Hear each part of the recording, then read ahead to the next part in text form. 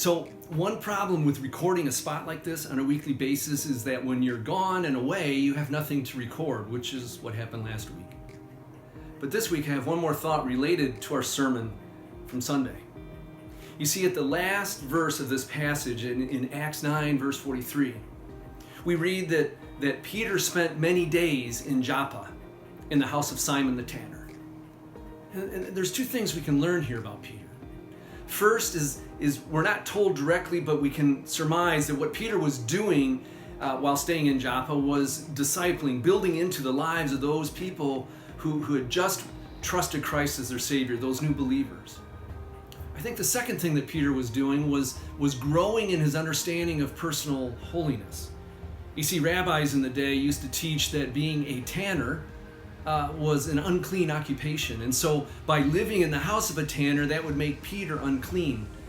But he's understanding now that his holiness is found in Jesus Christ, as is his identity and his power to witness and to be used of God.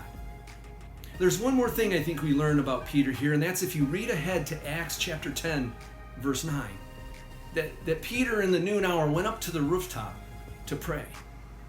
Peter had watched Jesus on numerous occasions get alone by himself with God and pray, and Peter learned the importance of quiet time away in communion with God in prayer. And so Peter found a way to get away from the hustle and bustle of Simon's house, and he went up to the rooftop and he began to pray. Here's what we can learn from this.